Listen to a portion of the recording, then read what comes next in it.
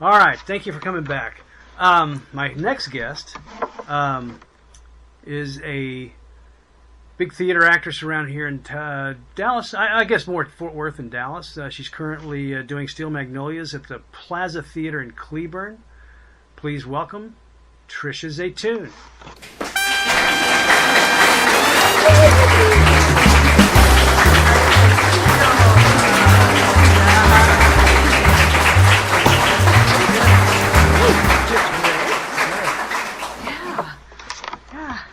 I see. I should call you Mr. President. Yeah, nice gig. Yeah, that was pretty fun. That was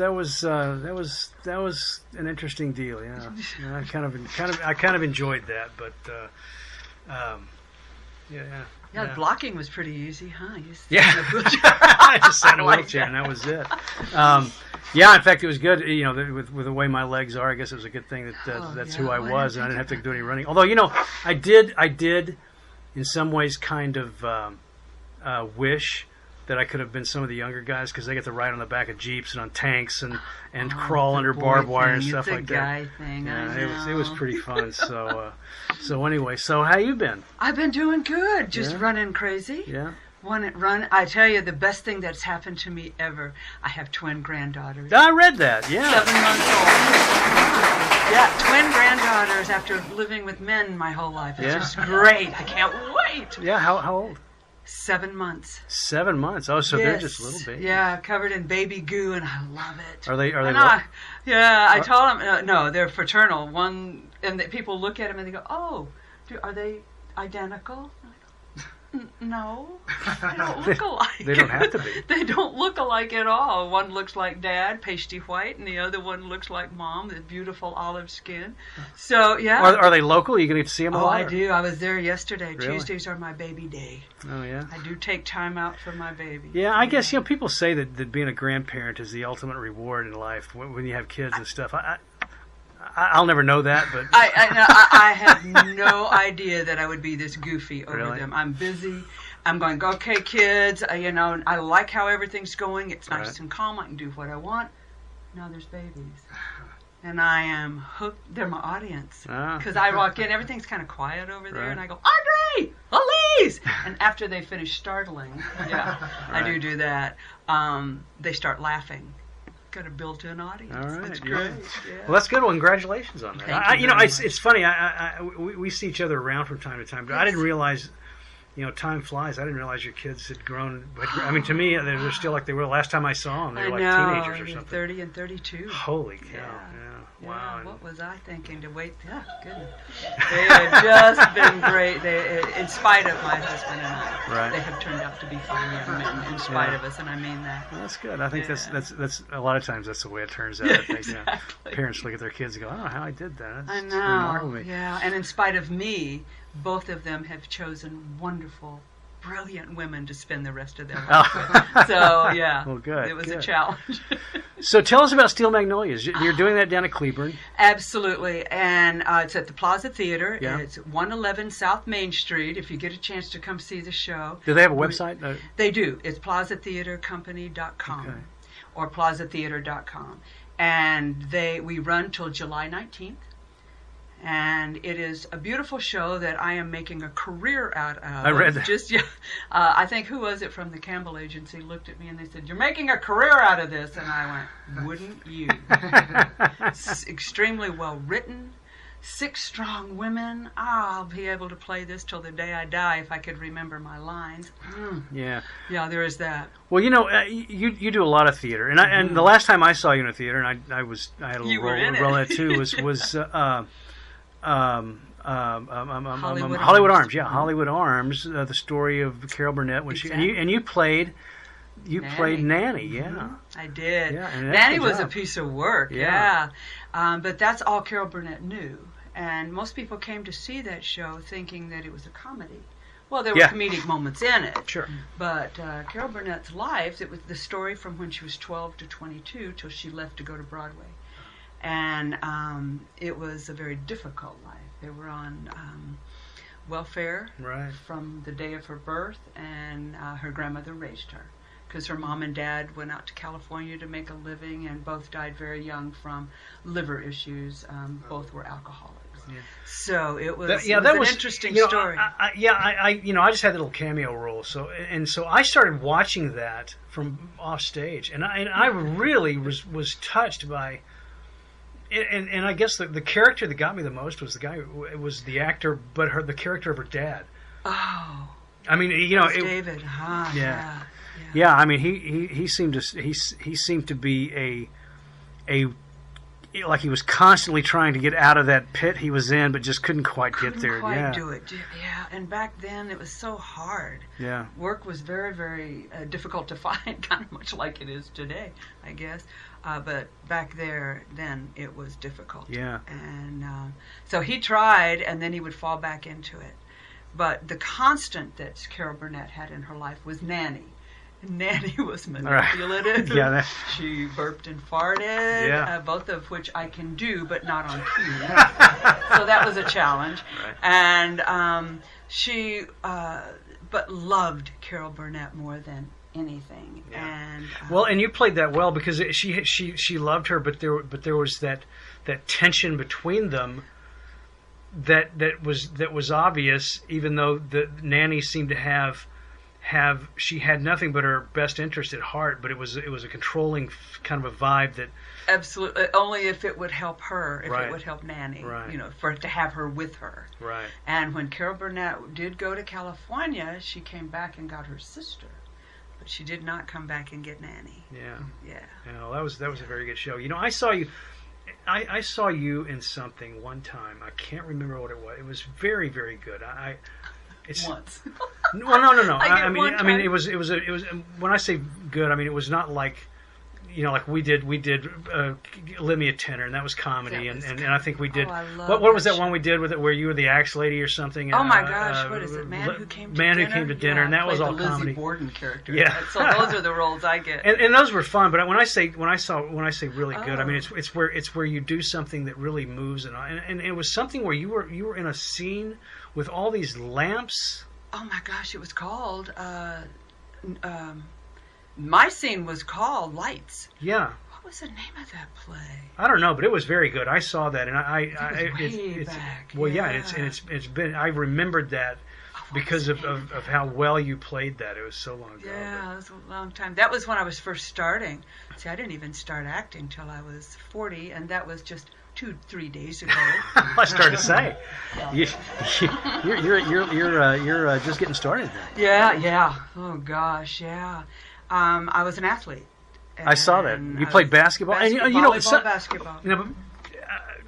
Yeah, volleyball and basketball. But you said you read in there your dad played professional baseball. For who? He played White Sox. Really? Yeah, my uncle was in the Gas House gang with the St. Louis Cardinals. So is that right? I come from baseball. Yeah. No kidding. And my uncle played with Dizzy and Daffy Dean and Grover Cleveland Alexander, and what was so wonderful he was a teetotaler, Bible carrying, and they'd have to lock up both those Dean boys before they pitch because they never knew where to find them. Wow, I guess when you go through the attic and you find a baseball, you don't just automatically throw it away. You don't just throw it away. No. And Mom kept a scrapbook of my dad, and oh boy, she hated baseball because back then you couldn't travel with the husbands. And it was very difficult. You didn't make any money at all. I think my dad signed, I can't remember how much he signed for, right out of college at East Texas State Teachers College in Commerce, Texas. Now it's, what is it, A&M Commerce? I think so. Yeah. And he was on there on a basketball scholarship. Yeah. So I come from sports, and so I think they signed for $1,000, and they thought they were the richest people in Commerce. So, yeah. Well, that's exciting. And I guess you started out. It says dance lessons and things like that. Oh gosh, yeah, I danced since I was 5. Yeah. And now the body just doesn't want to move like it used to. So tapping is a little bit harder. Yeah, I'm going. Oh boy, yeah. And then once we moved to Michigan, my dad was transferred there, and we began. Where we lived about 30 miles north of Detroit, and there was not easily or available dance lessons and things, but sports were. So that's where I had. So you got into volleyball and basketball. Mm-hmm. What you like better, basketball or softball? And tennis. Tennis. You can play tennis. Yeah. Wow. And then I went to school, college, volleyball, basketball. Right. You know, out of all those sports, I don't know. It's hard. I like both of them. Out of all those sports, I can't play any of them. I know. I'm bad at all those. I could run track. That was about all I could do. But I am a sprinter, and because otherwise, after 60 yards, I'm about dying. I just was not good. And it was interesting because this is how old I am. We played 5-man or 6-man teams, 9-man volleyball team in high school. Because you had 3, 3, and 3, right? And then we played 6-man basketball, so it's half court. And really? Rovers. Well, how many people are on a basketball team? 5. 5. And when I got to college, they went, no, we play boys rules. We play 5-man team. Oh man, I thought I was going to die. I'm running full court. I had to get in shape. I had to get in shape, and I used to be tall.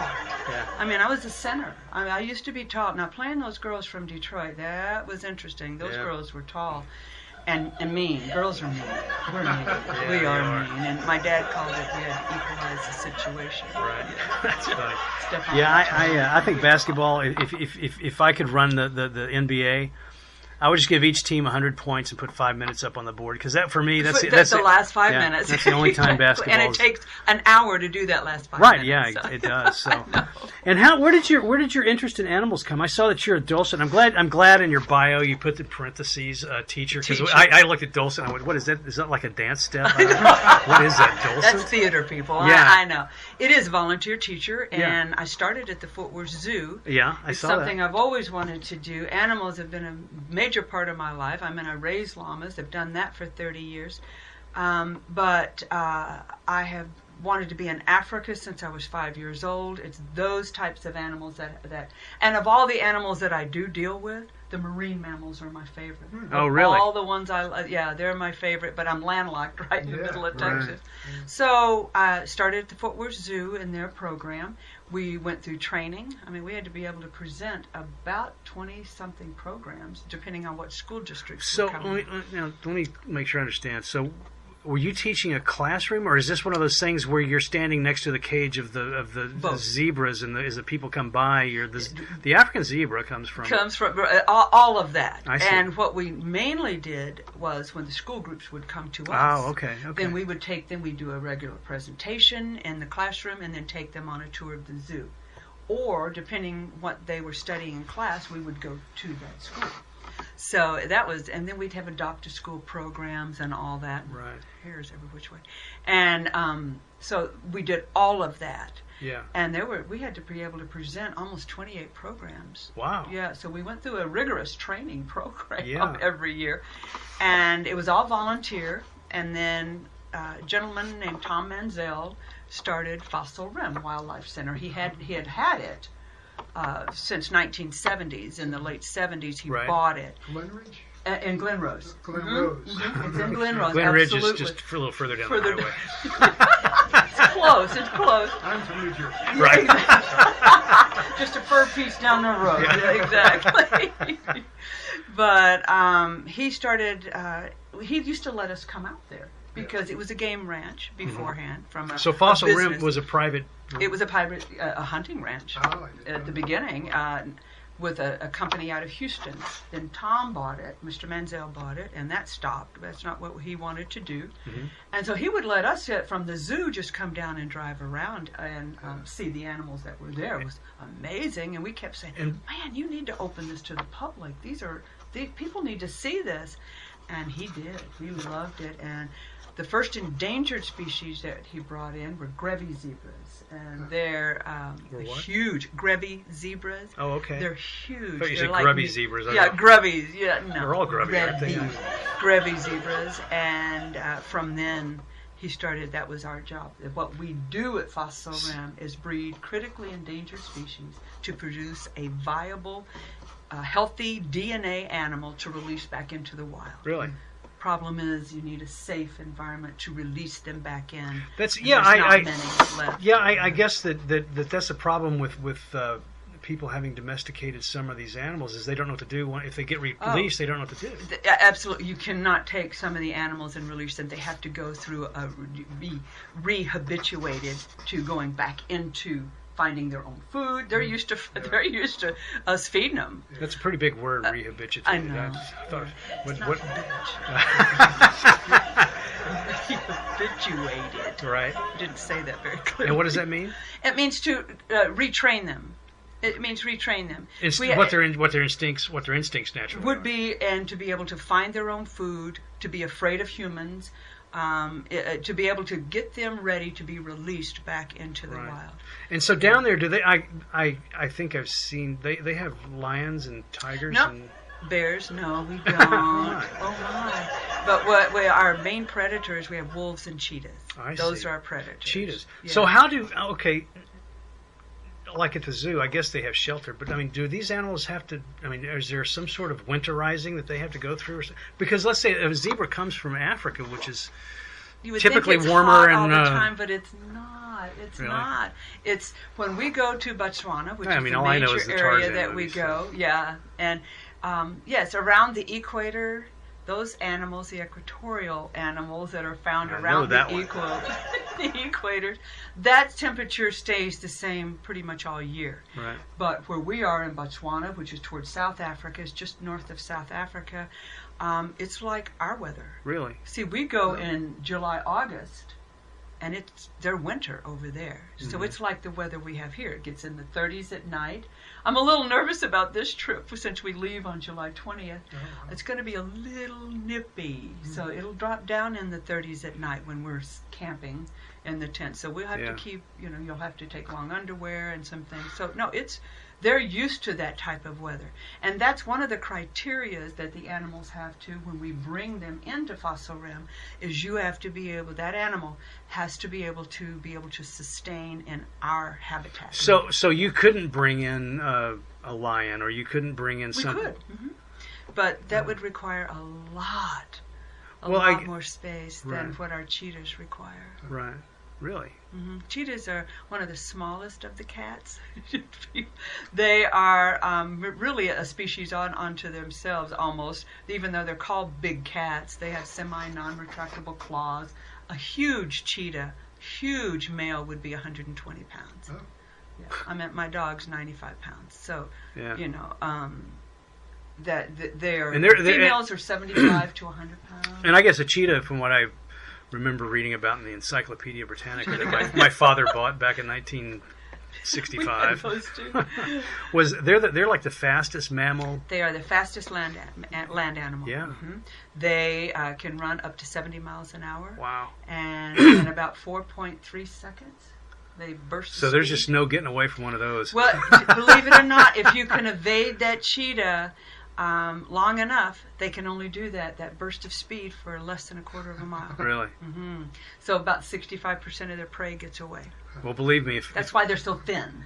They run fast, and then their prey gets taken from them. Right. So I could never get away from that. It reminds me of the joke about the two guys that are hiking in Alaska, and they come over this hill and they start down this valley, and about this time on the other side of the valley, this big bear comes over, and they stop and they look, and the bear takes off after them, and they turn around and they start running back the other way, and all of a sudden this guy stops, starts taking off his tennis shoes, and the other guy goes, "What are you doing?" He goes, "I can run faster if I don't have my shoes on." And he goes, "Well, even without your shoes, you're never going to outrun that bear." And he goes, "I don't have to. I just have to outrun you." Exactly. That's what I was going to. You just have to be faster than the slowest one. Right. Exactly.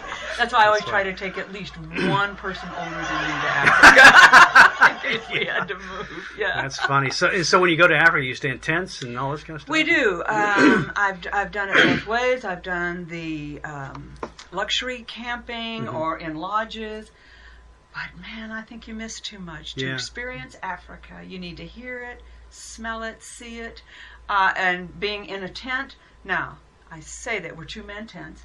I can stand up in the tent. It's not a pup tent, and it's two beds. I made them. I said, "You got to get me off the ground, man. I can't get up." So they're called stretchers, and they're like our cots. Right. So we have that, and we don't do anything. The hardest thing we do is crawl up into the safari vehicle. Really? That's the best. That's all we do. Years ago, back they do everything else. Back in the sometime in the 80s, I had a yearning to go to Africa, and I got this booklet that had all these different trips in it. And there was everything from from the 5-star hotel kind of stay, yeah. all the way down to this one that was it was the most expensive. But you started in Morocco, and you traversed all the way across Africa, to like. What's kind of on the southeast? Cape Town, South Africa. Yeah, somewhere down there. And it took 6 months. Oh man! Yeah, but it said on there that you had to be in good shape because if the Jeep got stuck, you're expected to help push it out. You're going to sleep on the ground. You had to help cook. Blah blah blah. Exactly. And I didn't have 6 months to burn, so I never did that. But I'd love to do that. So I guess yours is kind of like right in the middle there, someplace. Yeah, we're about 2 weeks. You can do a 2-week program or 3-week, and we're photo safaris. That's what we shoot, our photos. Yeah. Oh, great. We run into a lot of hunters. Yeah. And people go, I know you're against hunting. My family, I'm from Texas. They're hunters, and they have been. But they eat what they kill. They don't shoot endangered species. Yeah. And that's one of my requirements. But conservation is a very complex issue. They called me when all this thing about the Sierra Club, is that it? Uh-huh. Safari Club, over in Dallas, that they were shooting. Oh, yeah. There is a Sierra Club, but I know what you're talking about. Yeah, and it's very, very complicated. Had it been in another country in Africa, my hackles would have gone up, and I would have kicked and screamed. These poor people had death threats. They had, but I know Namibia. I have been to Namibia. Their whole country has bought into conservation preservation. They run all of the lodges. It's not outside interests that do that. Their country, they count their own animals. They protect their own animals. But what was happening with this, and what happens in some of the other areas, you've got some older males, the rhinos, these are black rhinos, older males that are non-breeders that are killing the young males that are our breeders because they've staked out their territory. And those young males come in after the females. I was just thinking of my. I'm going. It's in all species. I was just thinking of my dad while you were telling that story. Exactly, but it's a very complicated issue, and so sometimes those animals have to be taken out to protect the rest of the breeding stock that's there. So, and the money that was auctioned off, that money all of it goes directly into their conservation efforts. So. I know that program. That's why I go. It kills me to have to watch that happen. But maybe there's some alternatives to people that are hunting to things. If you have to dart animals, maybe that's an idea. If you're that good of a hunter, there's other options out there. I think. Thank you so much. This has been such a pleasure to get to talk to you guys. Yeah. Well, we're glad you're here. So. Yeah. All right. I guess that about does it for us today, or tonight, or whatever it is. So anyway. Thanks, Trish and Anthony, for being with us, and we're going to be, I don't know what we got next week anyway. Just come back and watch. Good night.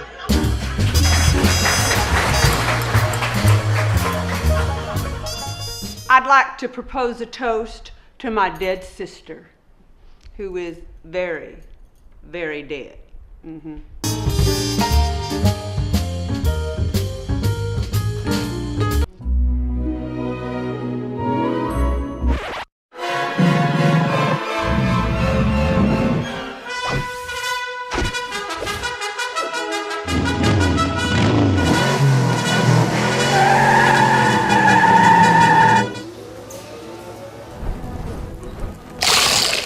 Hello? Now you quit calling here. You hear me? I don't like prank callers, and I mean it. Dolores, that was that prank caller again. What? Yeah, I tell you, Dolores, he wanted to know if I had on any panties. Look